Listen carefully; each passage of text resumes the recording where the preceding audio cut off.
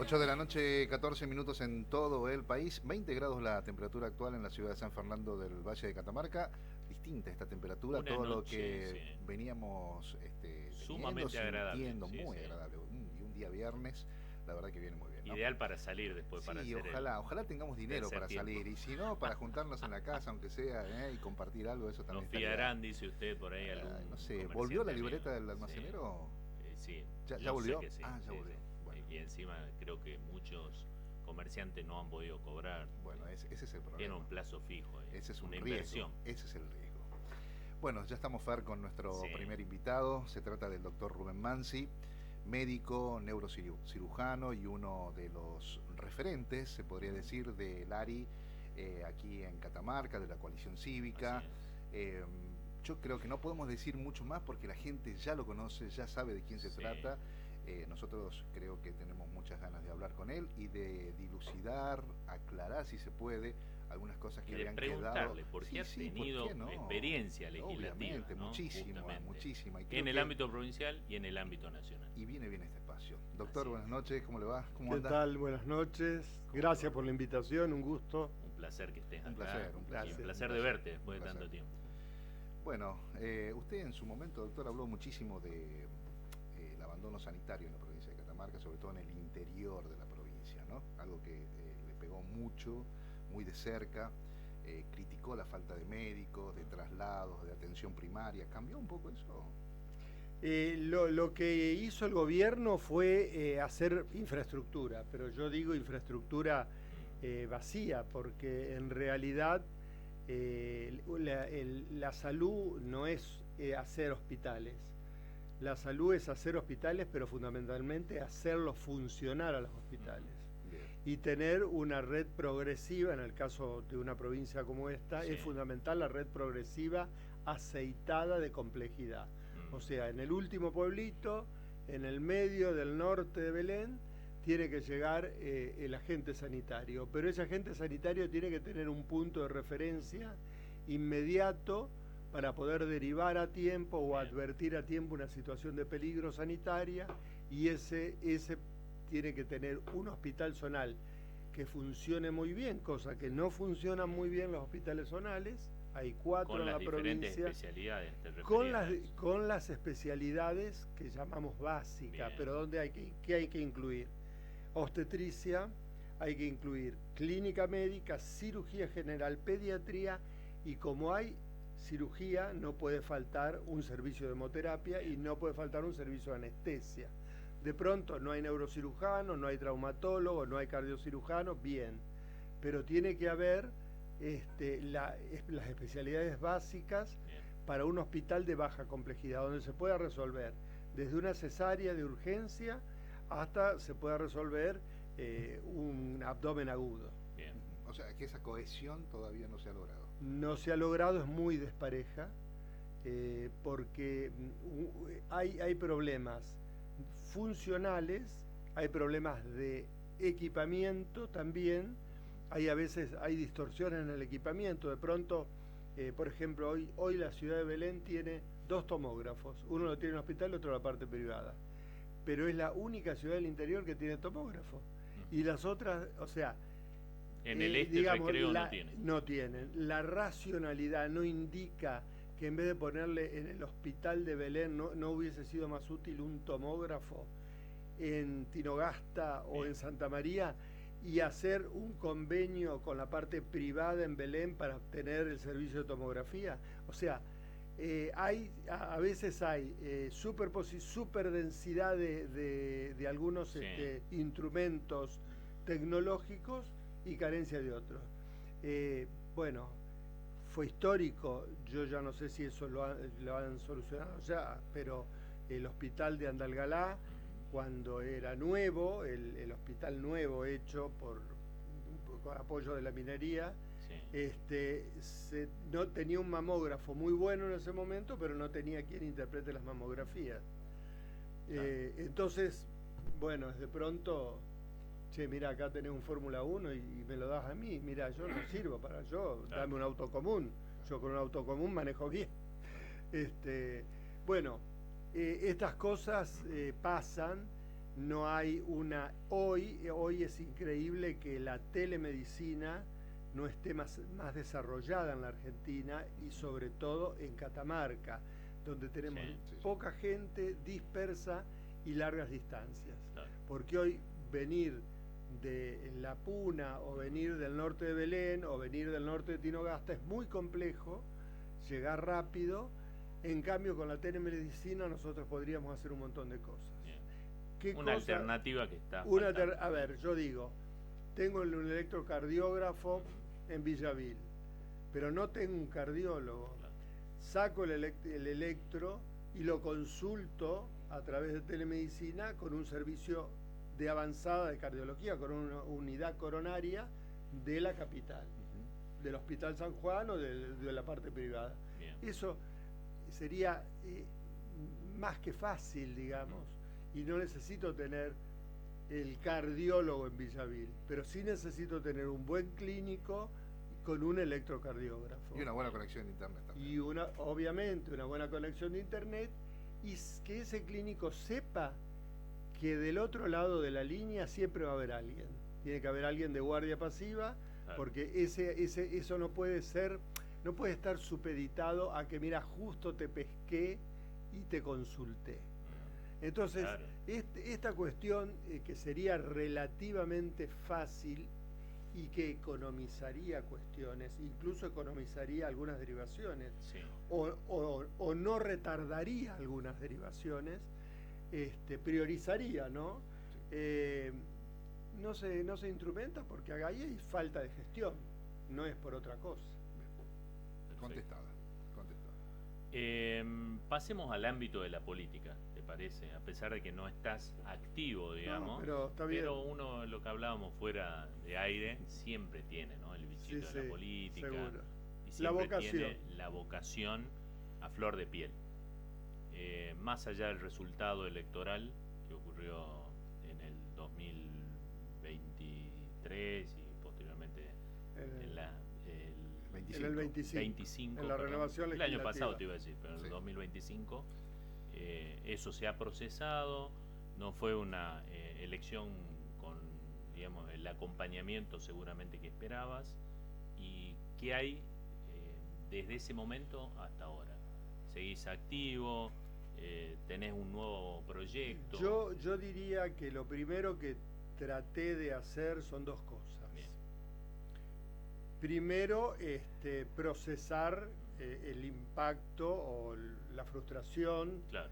Yo siempre digo algo que cuando hace muchos años mi esposa me dijo, bueno, ella es psicóloga, me dijo: para hacer política hay que tener mucha capacidad de absorber frustraciones, claro. Mucha tolerancia a la frustración. El poder de resiliencia. Y resiliencia.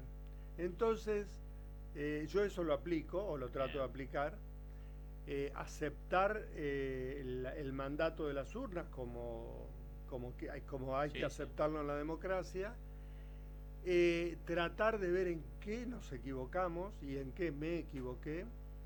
Y lo otro que he tratado de hacer es tratar de reentender los tiempos que nos tocan. Bien, el contexto. O sea, el contexto, que es un contexto totalmente atípico. Así es. Del 83 hasta la fecha es el contexto más disruptivo que hemos tenido. Porque hubo momentos de disrupción, pero nunca tan intensos como este. Sí. Donde la aparición de un outsider como Milei, fenómenos como Milei, como Trump, que son fenómenos que se dan en todo el mundo. Todo el mundo, eso te iba a decir. Descolocan al concepto tradicional de los partidos políticos, de los frentes políticos y de la manera de comunicar la política. Entonces, bueno, tratar de entenderlo. Digo, no es para copiarlo, habrá que copiar lo bueno de eso, pero no significa que hay que comprarse el paquete. Claro. Pero hay que tratar de entenderlo. Y claramente es un proceso que, bueno, digamos, intelectualmente es complejo, pero hay que procesarlo y hay que empezar a ver cómo nos reacomodamos en esta... y cómo hacemos la resiliencia de nuestro mensaje. Porque, a ver, frente a eso uno puede hacer varias cosas. Sí. Puede hacer esto, que es un proceso difícil. También puede hacer el otro proceso, puede tomar la cortada. Me mimetizo con el que gana. Me saco rápido el sombrero que usé durante años y los principios políticos que proclamé durante años, y me pongo el sombrero nuevo y digo y abrazo con intensidad la nueva ola, digamos, o los nuevos vientos. Y yo creo que eso no es de la gente que tiene convicciones, eso es de la gente que tiene capacidad de acomodarse al momento, pero yo creo que la política es mucho más que entender el momento, es también luchar por valores que uno está convencido y por convicciones, que hay que adaptarlas a la época, sí. Hay que adaptarlas, obvio. Y en esas convicciones se le pasó por la cabeza el Frente Cívico y Social o un frente parecido. Yo creo a ver, yo qué me imagino, la situación ideal, que no digo que se pueda dar, ni digo que no se pueda dar, pero es difícil. En la última elección, en el 25, el gobierno sacó un 41%, sí. 42%. O sea que hay un 58% de votos que no son votos del gobierno, que no son votos que avalaron la gestión de Raúl Jalil. Claro. O sea, si nosotros pudiésemos construir ese frente ideal, sería maravilloso. Claro. ¿Y cuál sería la construcción? Una Catamarca distinta a la que nos está planteando Raúl Jalil, dejando de lado nuestras diferencias o procesando nuestras diferencias. Sí. Eso sería lo ideal. Pero eso lo puede convocar Rubén Mansi con los votos que nosotros tuvimos. Yo creo que no. El que está llamado a convocar un frente, pero un frente, sí. No estos muchachos, si los que quieren subirse al tren, se suben al tren de cola y hacen lo que yo les digo, eso no es un frente. Claro. Condicionado no. Condicionado así no es un frente.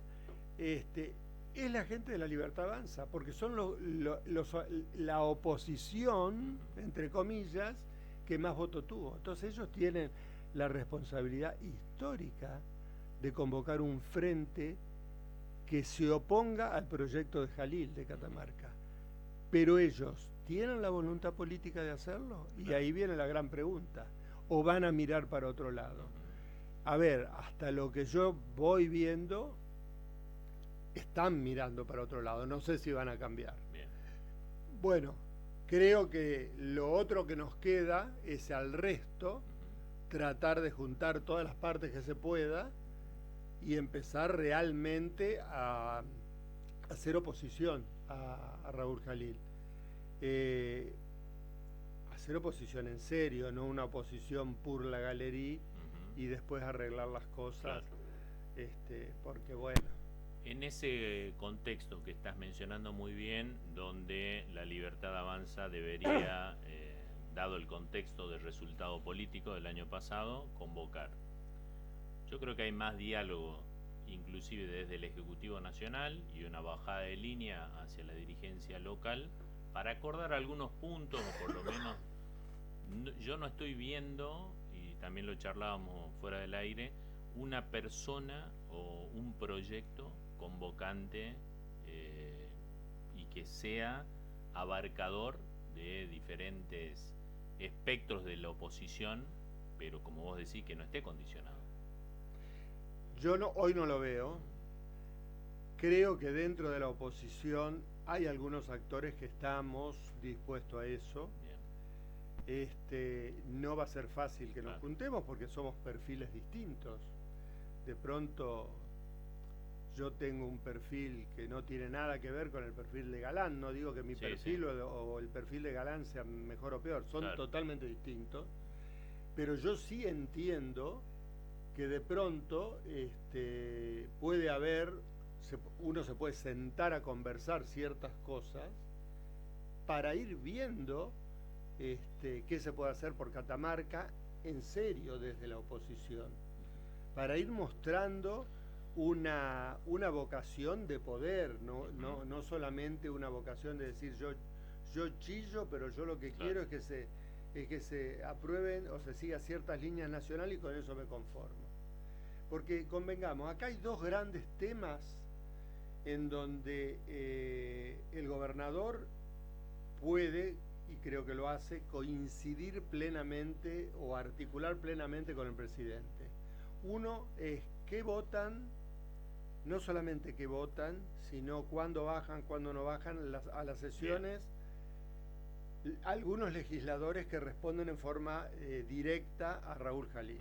Eso creo que es un gran tema que hace una alianza de hecho, claro, no formal, pero sí de hecho con el gobierno nacional. Cuando habilitas quórum, cuando habilitas quórum o cuando no lo habilitas. Bien. O cuando te abstenés en vez de votar en contra, o cuando votas a favor. Son mensajes. Son mensajes, pero mensajes con poder, con efectividad. Sí, totalmente, son mensajes que tienen ahí. Y el otro gran tema es la desesperación y la necesidad que tiene el gobierno de que entre dinero a como sea a la Argentina, y entre esas cosas que pueda traer el dinero es ciertas explotaciones mineras, sobre todo explotaciones, todo el mundo dice litio, litio, litio, pero acá el proyecto de cobre y oro es en plata muchísimo mayor que todas las de litio juntos. Entonces, que entre dinero en la minería, y ese interés también está puesto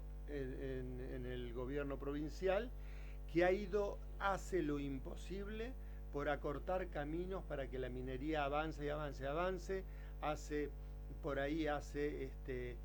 convoca estas asambleas que son obligatorias por ley, en lugares insólitos, sobre la hora, semi-acordadas, o por ahí hizo lo que hizo, por ejemplo, de sacarle el poder a la justicia para dar los pedimentos mineros. Entonces ya ahora es un trámite meramente administrativo dentro del Ejecutivo, o sea, y en eso coincide con un Milei que dice cambian la ley de glaciares, por ejemplo.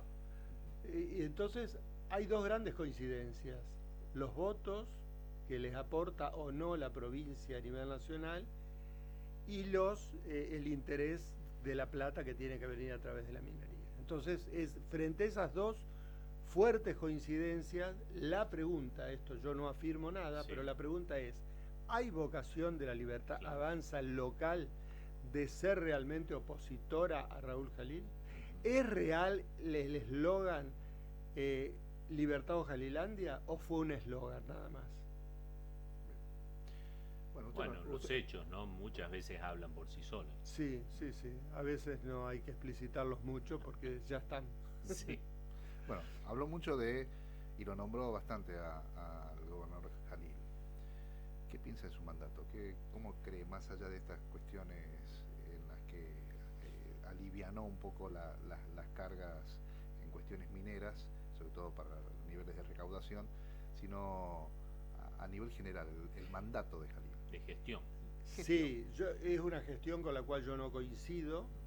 Creo que es una gestión que tiene un sesgo, un formato de una mentalidad empresarial, y no un formato realmente de un plan de desarrollo que tenga una fuerte impronta de inclusión y de avance en lo social.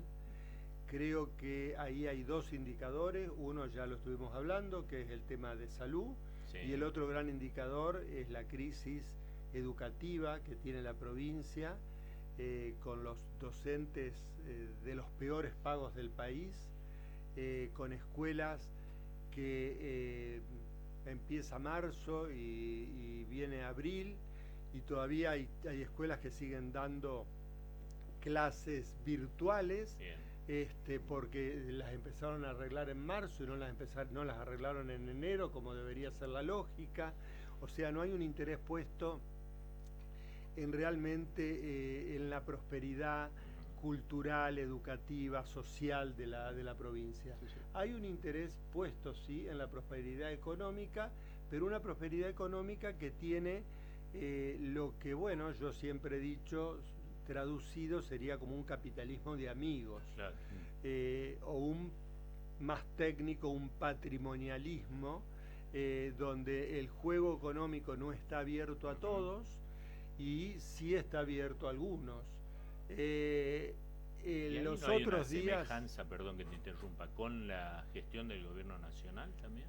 En algunos puntos, lo que vos estás mencionando, abandono a la educación pública. Sí, así en eso. Desfinanciación sí. del servicio de salud. Desfinanciación del servicio de salud, intentos de desfinanciación de los servicios para la discapacidad. Claro. Hay una semejanza porque en el fondo son cabezas que priorizan ciertos logros económicos y no priorizan al hombre, no priorizan a la persona. No ponen en el centro de interés a la persona, sino que ponen en el centro de interés los números, la concepción economía, mercantilista, digamos, y falta de humanidad.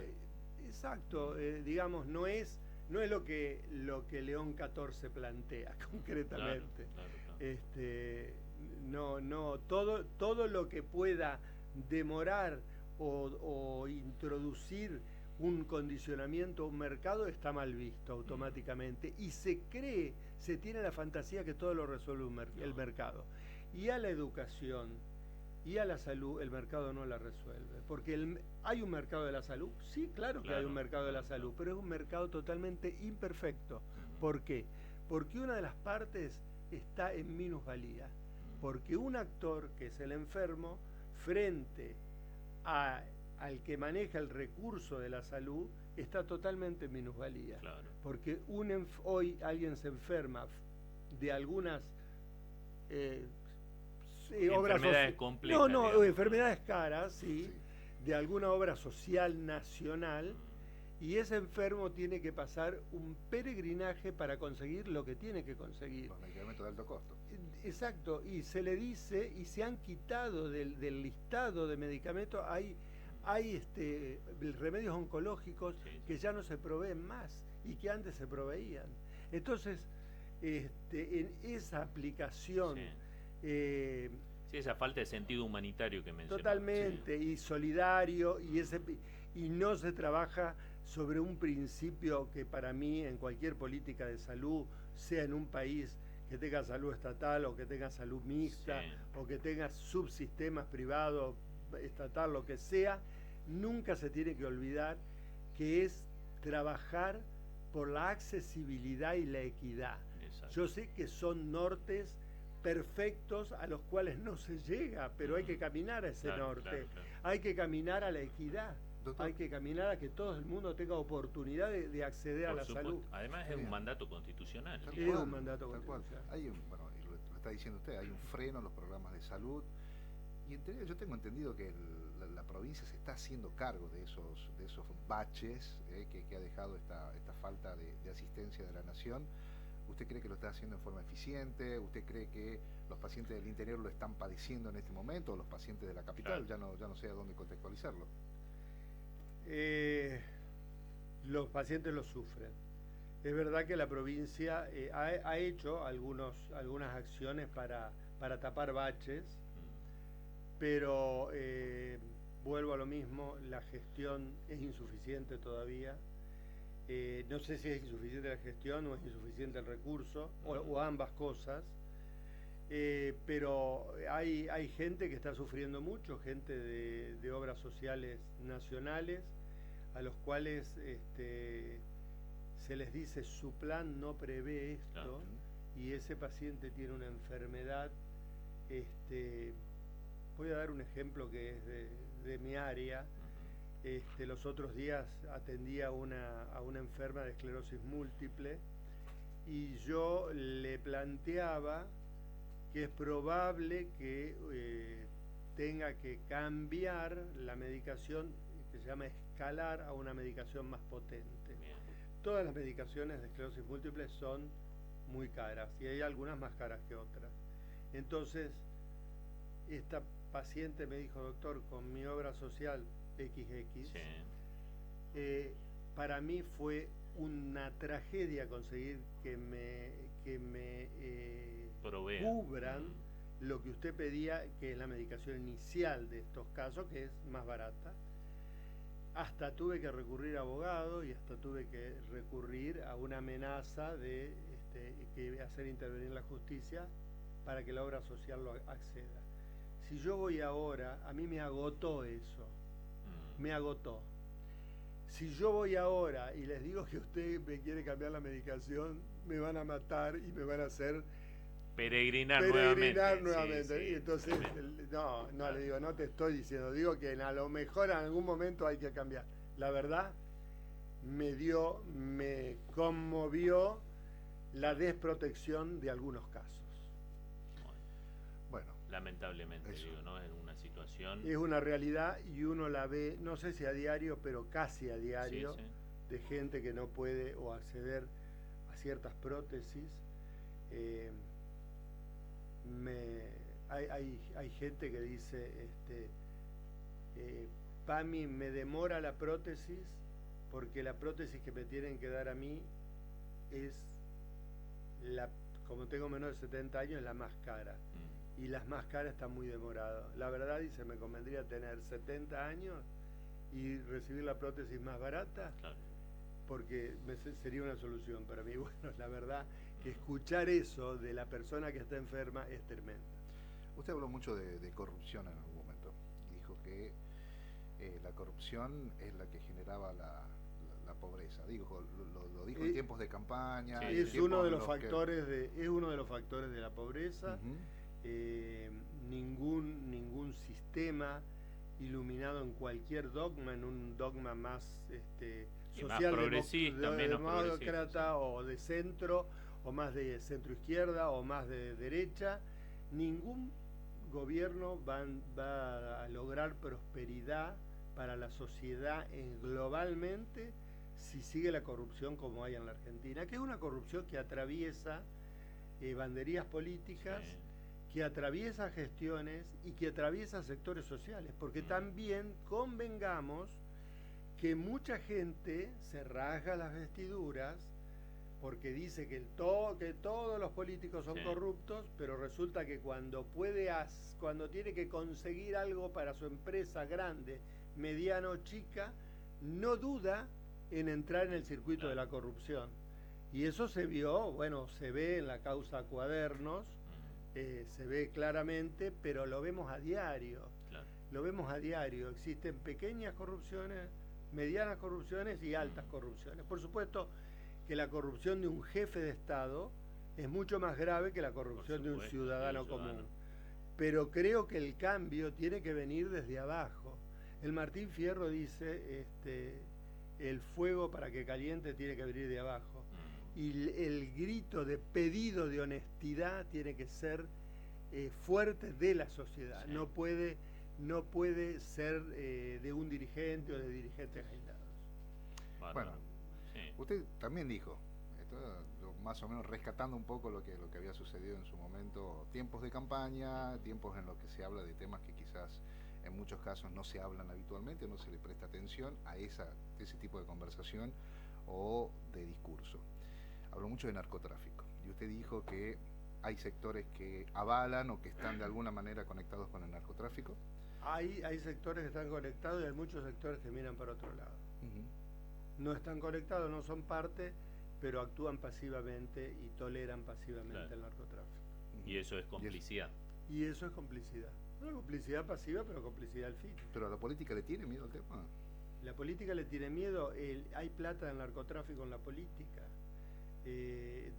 Quedó eso demostrado en la triple muerte esa que hubo hace años. General Rodríguez. General Rodríguez. Fentanilo.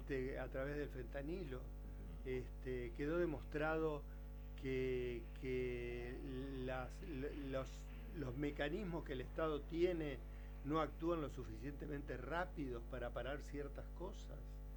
Quedó demostrado que históricamente que la CIDE pone más énfasis en investigar la vida privada de algunos dirigentes políticos que en investigar cosas como, Sí. como las conexiones internacionales del narcotráfico en la Argentina. ¿Y aquí en Catamarca hay zonas liberadas?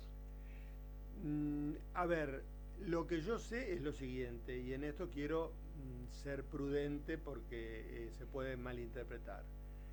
Uno va a los barrios, conversa con la gente le cuenta que en la esquina o en la otra esquina o en la tal placita van los que venden Paco, los que venden los cocaína, dealers, sí. los mini dealers, el menudeo del narcotráfico. La pregunta que uno les hace siempre es, ¿avisaron a la policía? La policía sabe. La policía sabe. Entonces, eso es lo que contesta la gente. Entonces, quiere decir que no hay una decisión política bajada a la policía para que termine para que combata realmente el menudeo en la ciudad, o en la ciudad o en las ciudades en general de Catamarca. Después está el otro tema, que ya es un tema de resorte federal, de cuidado de fronteras y ya del narcotráfico a mayor escala. Claro. No se está haciendo lo suficiente. No se está haciendo lo suficiente. De hecho, hay cada tanto nos enteramos de muertes por sobredosis o sospechas de muertes por sobredosis. Eso quiere decir que eso está impactando.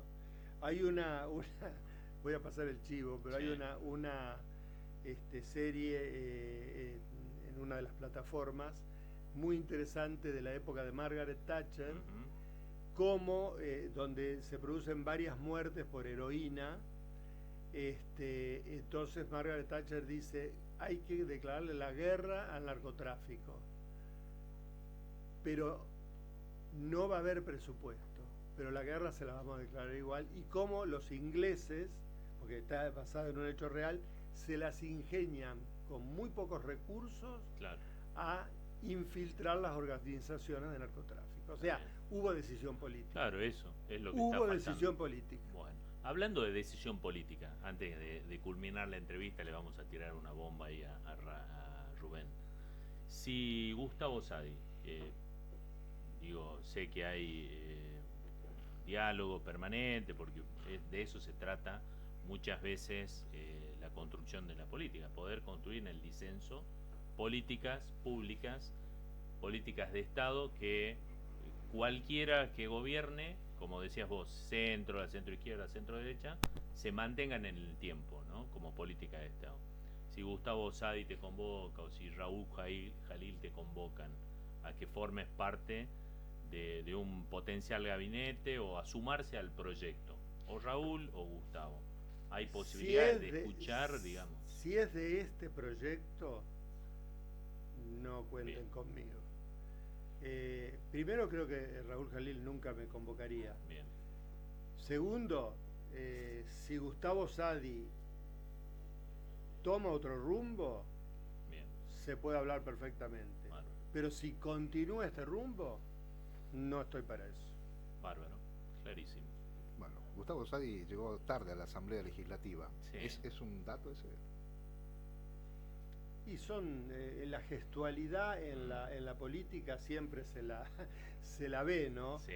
Se le toma importancia. Pero bueno, también puede ser un dato, un mensaje heavy, o simplemente puede ser un mensaje decir, che, ojo conmigo, nada más que, bueno, qué sé yo. Está bien. No. Bueno, quedó ahí bien. entonces. Bueno, pero lo importante es eso, generar entonces una convocatoria en el caso que te convoquen donde se genere otra gestión, otro proyecto, clima, digamos, otro proyecto. Una provincia que sea más inclusiva, una provincia que dé más oportunidades a la gente, y sobre todo que termine con esto de la sujeción que hay a través del Estado de la voluntad civil de la gente, porque la gente en Catamarca está presionada permanentemente por los mecanismos que tiene el Estado que administra un gobierno. Muy bien. Bueno, listo, la ¿no? verdad que ha sido un placer tenerte, agradecerte. Muchas gracias a nuevamente la ustedes, para invitación. mí también un gusto. Bueno, Estuvo con acá nosotros con nosotros.